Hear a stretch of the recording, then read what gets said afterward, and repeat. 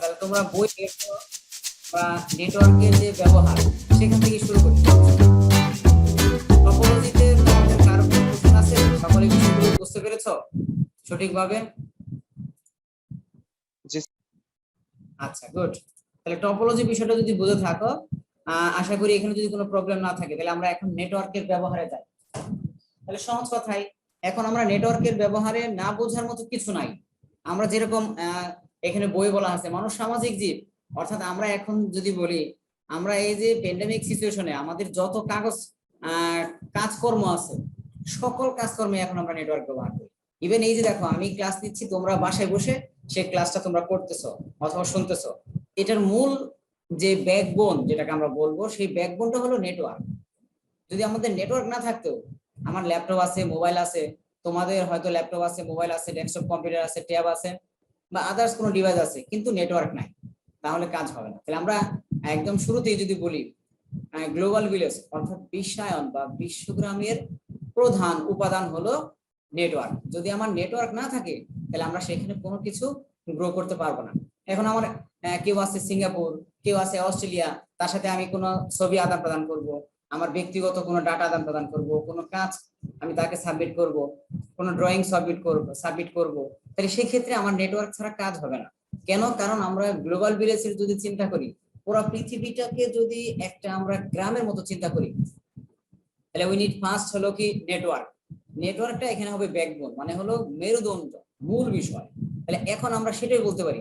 তাহলে এমন এটা একটা সারা পৃথিবীতে এখন ছড়িয়ে গেছে যে নেটওয়ার্ক আছে তো সকল কিছু আছে, নেটওয়ার্ক ছাড়া কোনো কাজ নাই। যেমন আমরা রবি একটা বিজ্ঞাপন দেয়, তোমরা হয়তো খেয়াল করেছো কিনা, ইন্টারনেট হাতে তো দুনিয়া হাতে, তাই না?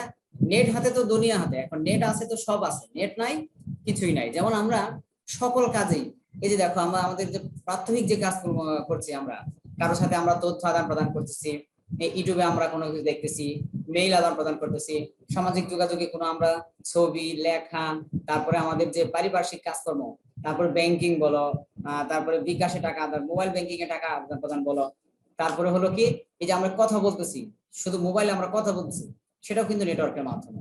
কাজেই নেটওয়ার্ক ছাড়া কোনো কাজই হচ্ছে না। যেমন সরকার কালকে থেকে বলেছে যে আজকে থেকে প্লেনের, ট্রেনের, বাসের, ঠিক আছে, টিকিটও আমরা বাসায় বসে কাটতে পারবো। সেটা হলো কিসের মাধ্যমে? নেটওয়ার্কের মাধ্যমে। তাহলে আমরা এই যে ভোটার আইডি কার্ড, সেটাও আমরা যে এখন ঘরে বসে সকল দেখতে পারি, সিম কিনতে পারি আমরা, মানে সিম ব্যবহার করতে গেলে, কথা বলতে গেলে, সকল কাজে এখন নেটওয়ার্ক নেটওয়ার্ক নেটওয়ার্ক নেটওয়ার্ক ছাড়া কোনো কাজই এখন সম্ভব না। তাহলে এক সময় যে কাজটা ছিল শুধুমাত্র কাগজের উপর ডিপেন্ডেবল, এখন সেটা শুধু কাগজের উপর ডিপেন্ডেবল না, এখন এর সাথে নেটওয়ার্কের সাথে যুক্ত হয়েছে ডাটাবেস।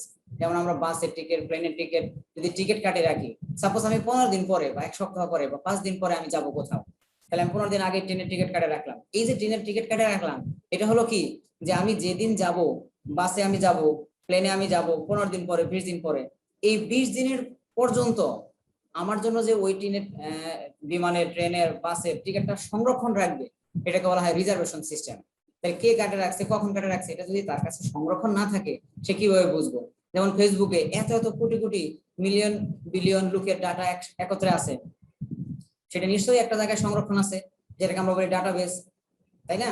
ডাটাবেস যদি না থাকতো, যেমন ভোটার আইডি কার্ড, ডাটাবেস যদি না থাকতো তাহলে এখানে তো কোনো কাজ হইতো না, তাহলে আমরা পরবর্তীতে কোনো সেই তথ্য দেখতে পাইতাম না। যেমন পরীক্ষার ফলাফল, ঠিক আছে, যেমন আমরা পেপার পত্রিকা পড়ি, তাহলে তোমাদেরকে দেখিয়েছিলাম কিনা, যেমন দেখো আমি যে আমরা ফেসবুকে যে এত কিছু দেখতেছি, তাহলে সকল কিছুই কিন্তু ওরা একটা জায়গায় সংরক্ষণ করে রাখছে।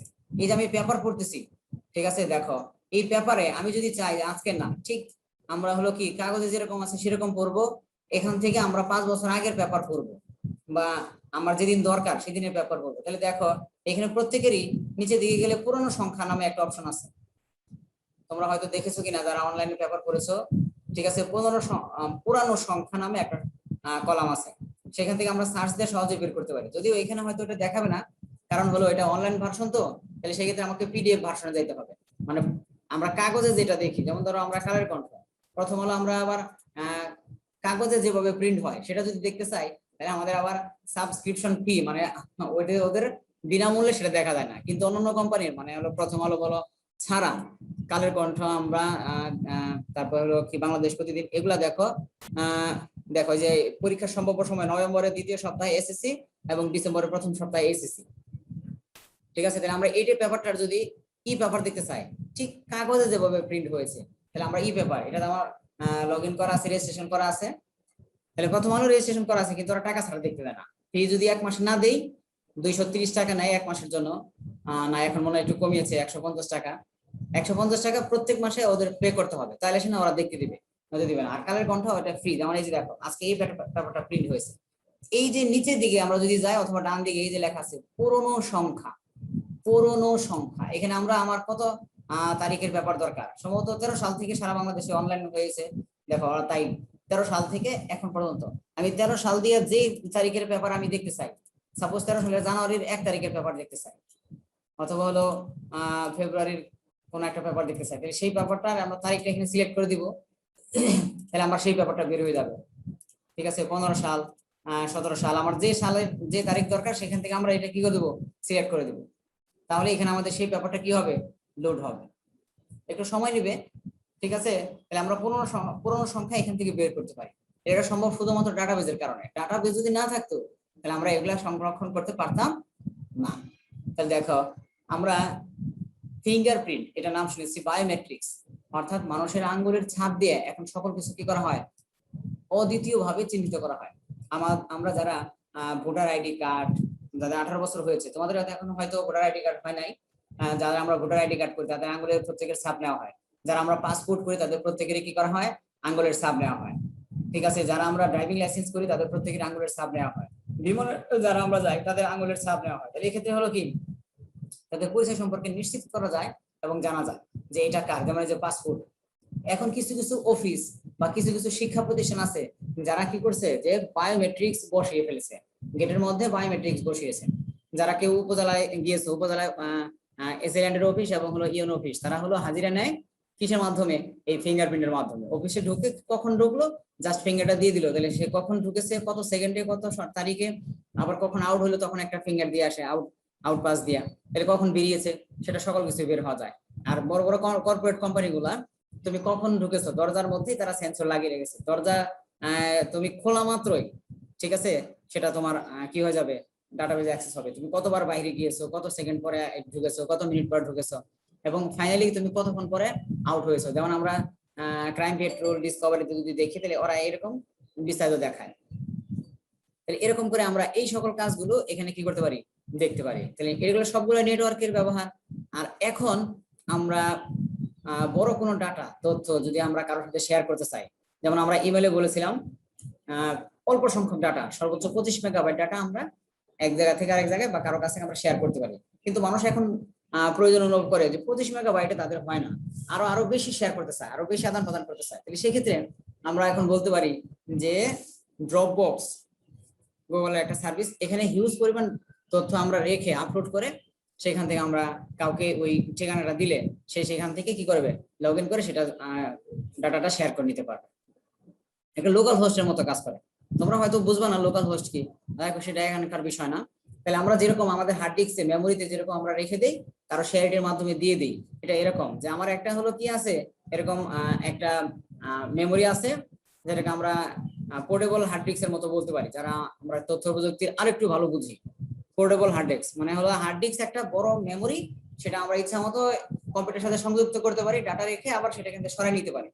যেমন আমরা টাকা রাখি, যেরকম একটা সিন্ধুকের বাক্স গুরুত্বপূর্ণ জায়গায় রেখে দিই, ঠিক আছে, এরকম একটা হলো বাক্স, মানে একটা হার্ড ডিস্ক, সেটার মধ্যে ইউএসবি তে দিলেই সেটা তার পাওয়ার এবং লাইন ওইখান থেকে পাই। আমরা কোনো ডাটা ওইখানে প্রয়োজনে রেখে দিতে পারি, পেন ড্রাইভের মতো।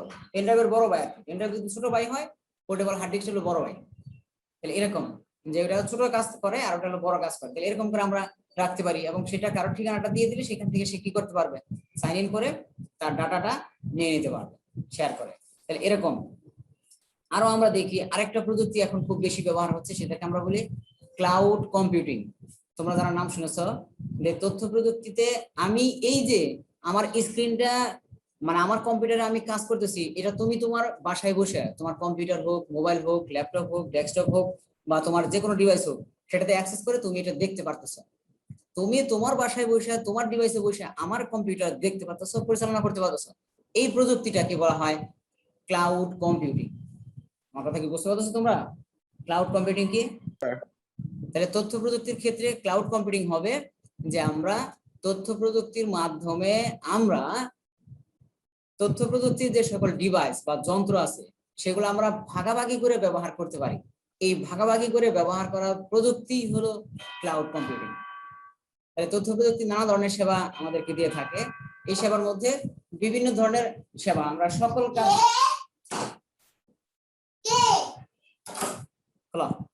সকল ধরনের যে কাজকর্মগুলো আমরা করে থাকি, সকল ধরনের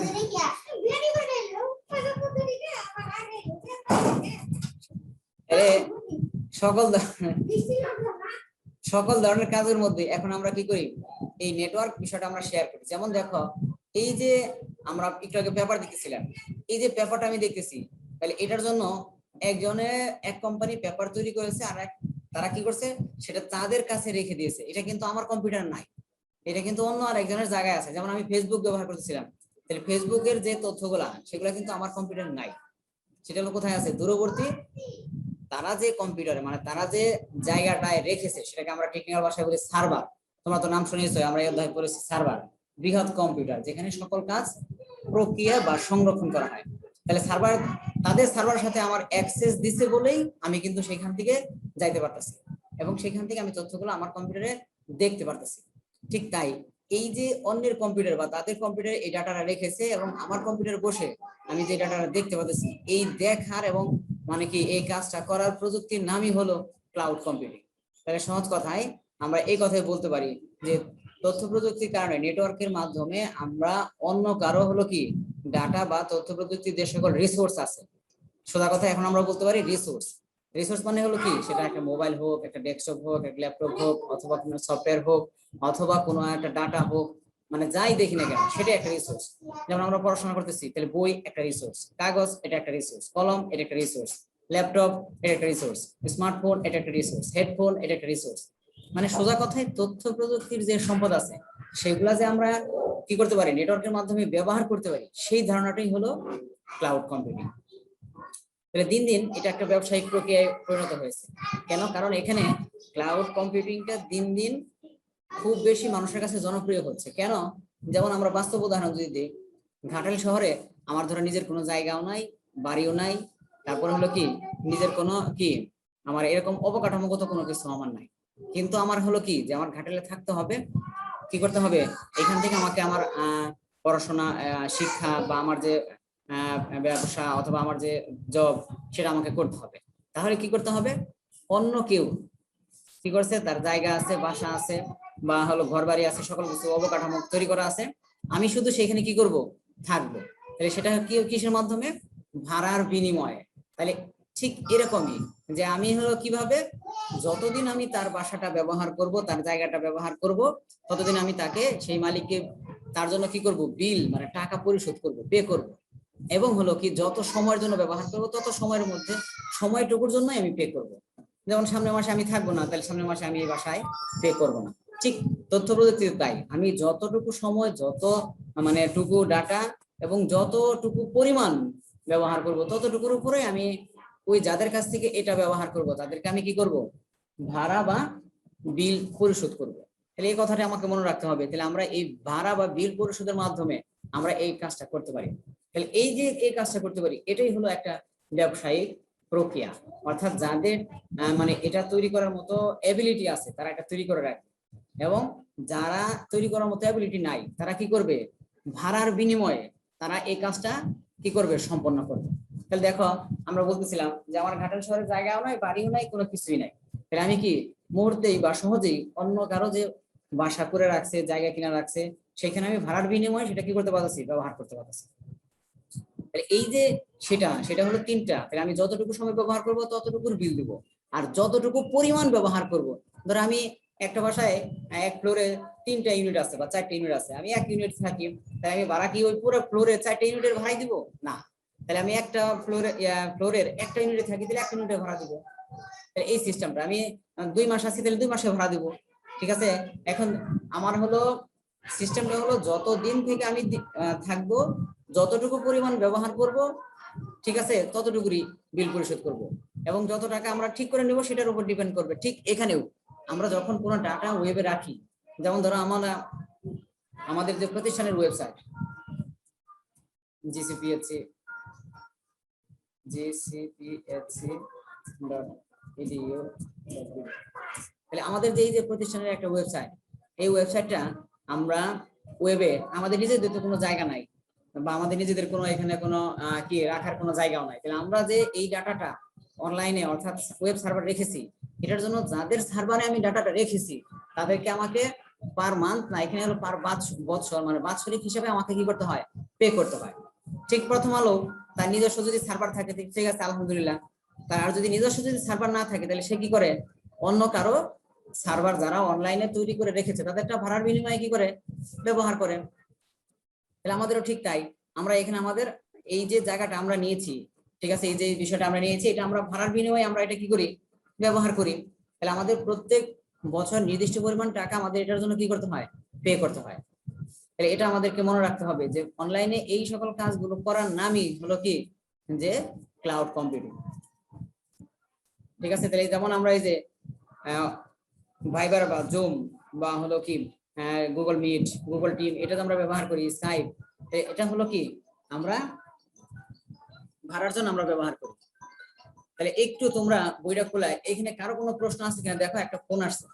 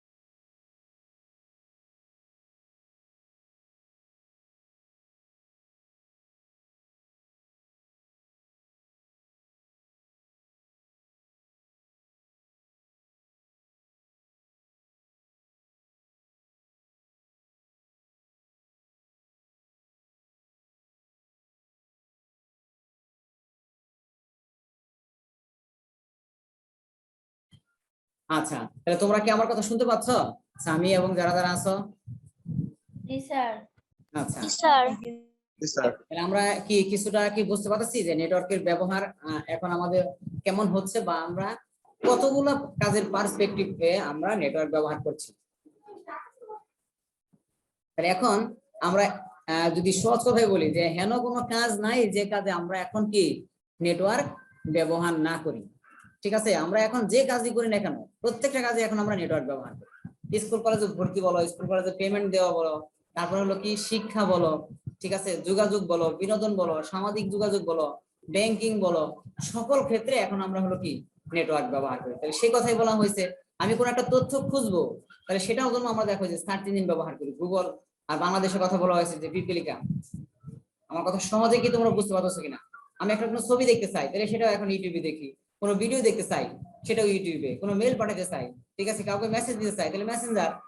সোজা কথাই সকল কাজটা এখন হলো কি নেটওয়ার্কের ব্যবহার হয়ে গেছে। তাহলে এখন দেখো নেটওয়ার্কের ব্যবহার থেকে কারো কোনো কোশ্চেন আছে কিনা, 1 মিনিট আমি সময় দিলাম।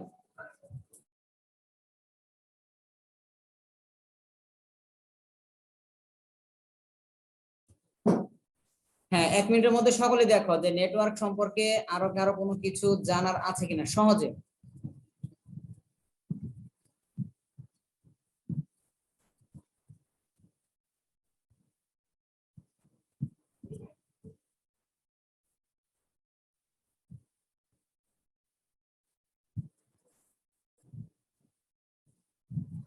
বলো কারো কিছু এখনো জানার আছে? তোমরা একটু বই খুলেছো তোমরা সকলেই? তোমরা যে 10-12 জন আছো, আবু সাইদ, সামি, তোমরা কি বইটা খুলেছো? আনিকা? জি স্যার। জি স্যার। বইটা একটু খোলো, বইটা একটু খুলে দেখো। লামিসা তোমরা বইটা একটু খোলো, বইটা একটু খুলে দেখো যে আরো কোথাও তোমাদের জানার আছে কিনা। সোহান?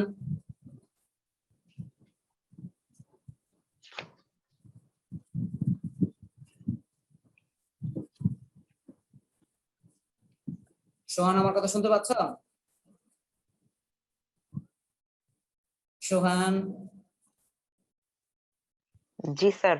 আচ্ছা, তুমি বলো তো যে আমরা নেটওয়ার্কের যে ব্যবহার করি তার কয়েকটা ক্ষেত্র বলো তো, যে আমরা কোন কোন ক্ষেত্রগুলোতে নেটওয়ার্ক ব্যবহার করছি এখন বর্তমান সময়ে।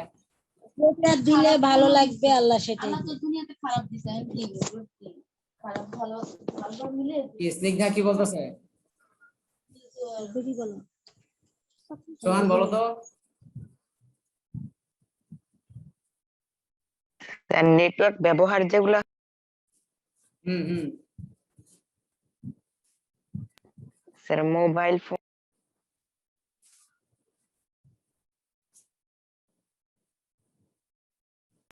কম্পিউটার, হ্যাঁ, লামিয়া আছো? লামিয়া, ল্যাপটপ।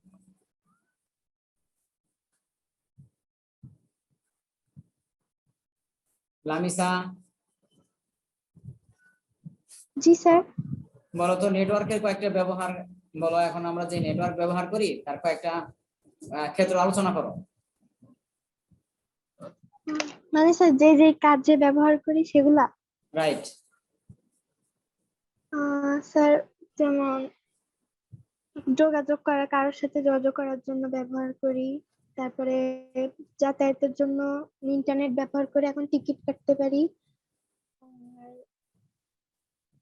এখন যেমন আমরা ক্লাস করতেছি অনলাইনে। আচ্ছা, আসলে তোমরা পরীক্ষা যদি প্রশ্ন আসে যে নেটওয়ার্কের ব্যবহার সম্পর্কে লিখো, আমরা তো বলেছি কিন্তু ফার্স্ট এবং সেকেন্ড এই দুইটা চ্যাপ্টারের উপরে আমাদের কোশ্চেন থাকবে। এটা কিন্তু সকলের মনে রাখতে হবে এবং তা করতে হবে। আমরা কিন্তু পুরো চ্যাপ্টারের উপর কোশ্চেন করব। এরপরে যে টপিক আছে হাফ সুইচ, সেগুলো সবগুলোর উপরে, তাহলে এগুলো কিন্তু করতে হবে। ঠিক আছে, সময় আমাদের খুবই কম। ঠিক আছে, যেহেতু আমরা একেবারে শুরু থেকে শুরু করেছি এই ক্লাসগুলো, তাহলে দেখো আমরা যারা বুঝতে পেরেছো তাদেরকে ধন্যবাদ, আর যারা বুঝো নাই তাদেরকে তো আর কিছু করার নাই, তাদেরকে পড়তে হবে। না পড়া ছাড়া কোনো সুযোগ নাই। তাহলে নেটওয়ার্ক সংশ্লিষ্ট যন্ত্রপাতি, আমরা নেটওয়ার্কের কতগুলো এলিমেন্ট সম্পর্কে বা নেটওয়ার্কের কতগুলো যন্ত্রপাতি সম্পর্কে এখন আমরা যদি দেখি বা জানি, তাহলে সেগুলো কি কি। যেমন আমাদের বইয়ে আছে হাব, ঠিক আছে, তারপরে সুইচ, তারপরে আমরা যদি বলি রাউটার, ঠিক আছে, তারপরে আরো কিছু যন্ত্রপাতি যেমন মডেম, ঠিক আছে, তারপরে আছে হলো কি ল্যান্ড কার্ড। তাহলে এগুলো সম্পর্কে আমরা যদি কিছু কিছু আলোচনা করি, তাহলে তোমরা একটু দেখো, খেয়াল করে, যাদের কাছে বই আছে বইগুলো বের করো, এবং খাতা কলম যদি কারো কাছে থাকে তাহলে একটু কষ্ট করে তোমরা খাতা কলম গুলো বের করো। আমরা সরাসরি এগুলোর সম্পর্কে আমরা কিছু সুবিধা অসুবিধা, অ্যাডভান্টেজ ডিসঅ্যাডভান্টেজ এরকম আমরা তৈরি করে রেখেছি। সেই প্রেজেন্টেশন ফাইলটি আমরা দেখানোর চেষ্টা করি।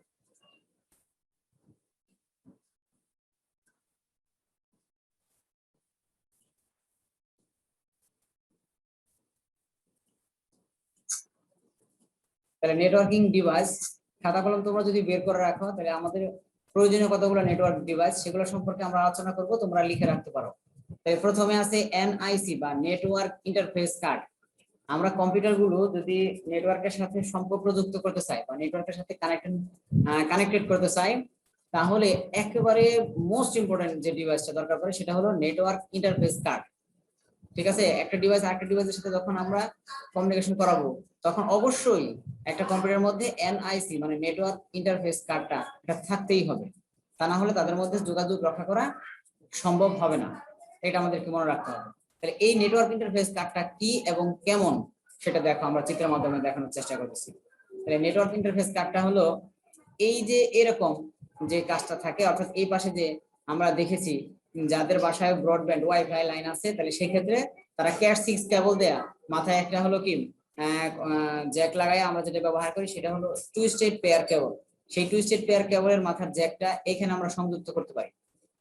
ঠিক আছে, অর্থাৎ একটা কম্পিউটার সাথে বা নেটওয়ার্কের সাথে সংযুক্ত হওয়ার একেবারে প্রিলিমিনারি মাধ্যমই হলো এই এনআইসি কার্ড। কম্পিউটারকে নেটওয়ার্কভুক্ত করার জন্য প্রয়োজনীয় বর্তনীকে যে কার্ডের উপর সজ্জিত করা হয় তাকেই নেটওয়ার্ক ইন্টারফেস কার্ড বলে। আমার কথা কি বুঝতে পেরেছো তোমরা?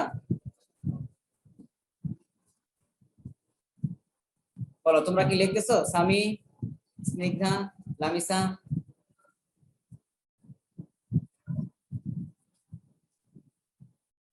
তোমরা কি আমার কথা শুনতেছো বা লিখতেছো? জি স্যার, শুনতেছি। আচ্ছা, যাদের খাতা কলম আছে তারা একটু লিখে নিতে পারো, কারণ এরপরে তো আর এগুলো পাবে না। ঠিক আছে, আমাদের আপার লেভেলের বইগুলো ছাড়া তো এই তথ্যগুলা এইভাবে সাজানো নাই। তাহলে আমাদের এই কথাটা মনে রাখতে হবে। তাহলে নেটওয়ার্ক ইন্টারফেস কার্ড, এনআইসি। এরপর আমরা যেটা বলছিলাম মডেম।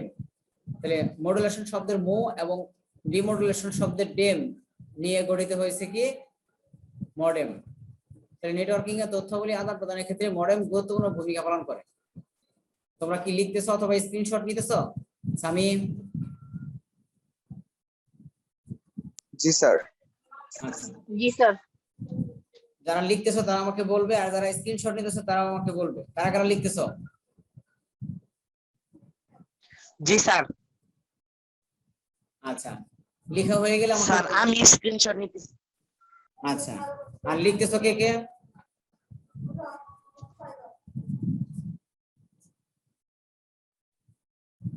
লিখতেছো কে কে বলো?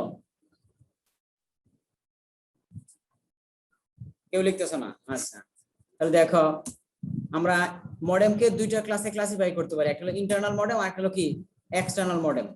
ইন্টারনাল মডেম মূলত একটা হলো কি বিশেষ কার্ড, যেটা হলো মাদারবোর্ডের সাথে অর্থাৎ কম্পিউটারের যে মেইন বোর্ড অর্থাৎ মূল বোর্ড মাদারবোর্ড যেটাকে আমরা বলি, সেই মাদারবোর্ডের সাথে কি করা থাকে, লাগানো থাকে।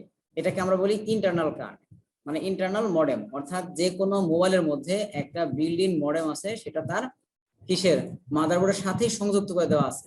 যদি স্মার্টফোনে আমাদের মডেম না থাকতো তাহলে আমরা প্রতিনিয়ত যে এই তথ্যগুলো ব্রাউজ করি, এই যে এই সকল কাজকর্মগুলো করি, সেগুলা যদি তার কাছে না যাইতো এবং সেগুলা যদি সে কি করতে না পারতো, অ্যানালগ সিগন্যালকে ডিজিটাল সিগন্যাল এবং ডিজিটাল সিগন্যালকে অ্যানালগ সিগন্যালে রূপান্তর করার না ক্ষমতা থাকতো, তাহলে এরকম কাজগুলো সহজভাবে হতো না। একসময় হতোই না, মানে সহজ করার কথা হবেই না। তাহলে আমরা মডেমের কাজই হলো মডুলেশন এবং ডিমডুলেশন। তাহলে মডুলেশন এবং ডিমডুলেশন মানে হলো, মডুলেশন মানে হলো অ্যানালগ সিগন্যালকে ডিজিটাল সিগন্যালে রূপান্তর করা, আর ডিমডুলেশন মানে ডিজিটাল সিগন্যালকে অ্যানালগ সিগন্যালে রূপান্তর করা। অর্থাৎ আমি যে কথা বলতেছি সেই কথাটা আমার কম্পিউটারে প্রবেশ করাইয়া সেটাকে তরঙ্গ আকারে পাঠানো। আবার তোমার কাছে যে মডেমটা আছে তার কাজ হবে যে তরঙ্গ থেকে তথ্যটা রিসিভ করে সেটা আমি যেভাবে বলতেছি সেইভাবে তোমার কানে পৌঁছাই দেওয়া। এই কাজটাই করে হলো মূলত কি মডেম। তাহলে আমার কথা কি তোমরা সকলে বুঝতে পারতেছো বলো? জি স্যার। আচ্ছা, তাহলে জি যে স্যার। মডেমের সাহায্যে আমরা বাইরে থেকে কোনো কিছু কন্ট্রোল করি, বাইরে থেকে, অর্থাৎ যেটাকে আমরা বলি এক্সটার্নাল মডেম। আমরা এখনকার সময় ইউএসবি মডেম গুলো দেখতেছি খুব ব্যবহার হয়। যে দেখো এই যে এখানে আমাদের তার দিয়ে দেখানো হয়েছে ইউএসবি মডেম, যেমন গ্রামীণ ফোনের মডেম, তারপরে হলো কি ওয়াই এর মডেম বা অন্যান্য যে সকল কোম্পানির মডেম গুলো আছে সেগুলো হলো ইউএসবি। ইউএসবির পূর্ণরূপ কি মনে আছে সকলের?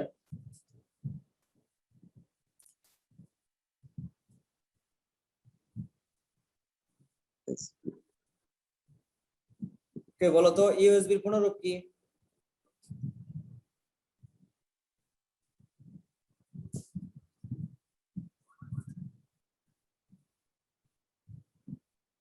বলতে পারবে তোমরা ইউএসবির পূর্ণরূপ কি?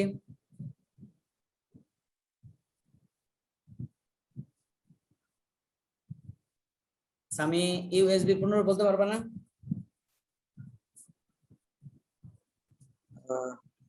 বলো।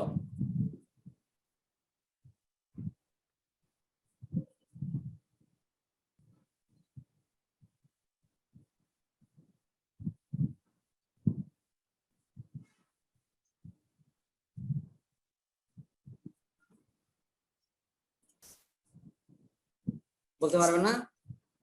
ইউএসবি মানে ইউনিভার্সাল সিরিয়াল বাস। তাহলে মডেমের কাজ বা ব্যবহার, মডেম আমরা কোথায় ব্যবহার করি? দেখো সিগন্যালকে মডুলেশন এবং ডিমডুলেশন করাই হলো মডেমের কাজ। তাহলে কিভাবে হবে সেটা আমরা বলছিলাম যে আমাদের কথাগুলোকে সে বাতাস থেকে রিসিভ করে ডিজিটাল সিগন্যালে, আবার ডিজিটাল সিগন্যাল আছে সেটা কম্পিউটার থেকে মানুষের বোধগম্য সংকেতে রূপান্তর করা, হাব। তাহলে হাব হলো কি, যে এটা একটা নেটওয়ার্কিং কানেক্টিভিটি ডিভাইস। তাহলে এটা খুব সহজেই আমরা একটা ল্যান নেটওয়ার্ক তৈরি করতে পারি এবং ল্যানকে খুব সহজেই কমিউনিকেশন মাধ্যম হিসেবে তৈরি করতে পারে। খুব সহজেই কি করতে পারে? কমিউনিকেশন মাধ্যম হিসেবে তৈরি করতে পারে। আমার কথা কি তোমরা বুঝতে পারতেছো সকলে? বলো, আমার কথা কি শুনতেছো তোমরা? জি স্যার, বুঝতে পারছি। জি স্যার। পার্টিসিপেন্ট কম 1, আর 2 নম্বর হলো যে কেউ রেসপন্সই নাই, মানে কেউ হয়তো লাইন কানেক্ট দিয়ে বসে আছে আর বাকি আর খবরই নাই। ঠিক আছে, যাই হোক সময় জি স্যার। হ্যাঁ, সময় আছে মাত্র 1 মিনিট কয়েক সেকেন্ড। তোমাদের উদ্দেশ্য বলি যে তোমরা যেহেতু সামনে পরীক্ষা, আর ঈদের আগে মানে পরীক্ষার আগে আমাদের হয়তো তোমাদের সাথে আর ক্লাস হওয়ার সুযোগ আছে কিনা, যেহেতু আমাদের বলেছিলাম শুরুতেই 18 তারিখ পর্যন্ত আমাদের ক্লাস চলবে, কিন্তু 18 তারিখের মধ্যে আজকেই হয়তো তোমাদের লাস্ট ক্লাস। আজকে হলো 15 তারিখ, 16, 17 শুক্র শনি, 18 তারিখ রবিবার। রবিবার যদি ক্লাস হয় তাহলে সেক্ষেত্রে তোমাদের সাথে ক্লাস হয়, তাহলে তোমাদের ফার্স্ট এবং সেকেন্ড এই দুটো শুনতে পাচ্ছি। হ্যাঁ, ফার্স্ট এবং সেকেন্ড এই দুইটা চ্যাপ্টারের উপর তোমাদের উপর পরীক্ষা হবে। তাহলে এই দুইটা চ্যাপ্টার তোমরা খুব সুন্দর করে প্রস্তুতি নিবে এবং পরীক্ষা তোমরা দিবে। ঠিক আছে, আশা করি সকলেই ভালো করবে। এবং এই বন্ধের মধ্যে তোমরা যারা বাসায় বসে আসো অথবা বাড়িতে যারা বসে আসো, তোমরা সময়টা নষ্ট না করে পড়াশোনায় মনোযোগী হবে। কেন? কারণ পড়াশোনা যদি না করো তাহলে সেই ক্ষেত্রে আমরা জ্ঞান অর্জন থেকে বিচ্যুত হব, আর জ্ঞান অর্জন থেকে বিচ্যুত হলে আমাদের যে স্বাভাবিক বিবেক বোধ সেটা থেকে আমরা বিচ্যুত হব। আর যখন বিচ্যুত হয়ে যাব তখন আমাদের কি জীবনযাত্রার ক্ষেত্রে আমাদের অনেক হোঁচট খেতে হবে, অনেক আমরা সমস্যার সম্মুখীন হয়ে যাব। তাহলে এই ক্ষেত্রে তোমাদেরকে বলবো সকলেই তোমরা পড়াশোনা করবে, স্বাস্থ্যবিধি মেনে চলবে, এবং হলো কি সুস্বাস্থ্য যেটা আমরা বলি সেটা রক্ষা করে চলবে। নিয়মিত নামাজ কালাম পড়বে তোমরা, কেননা কারণ এখন ঘরে বসে থেকে সময়টা নষ্ট না করে নামাজ কালাম করবো আমরা, এটা একটা বড় বিষয়। ঠিক আছে, কারণ নামাজ পড়াটা আল্লাহ একেবারে ফরজ কাজ। সেক্ষেত্রে তোমরা সকলে ভালো থাকো, সুস্থ থাকো, নিরাপদ থাকো এবং বাসায় নিয়মিত পড়াশোনা করো।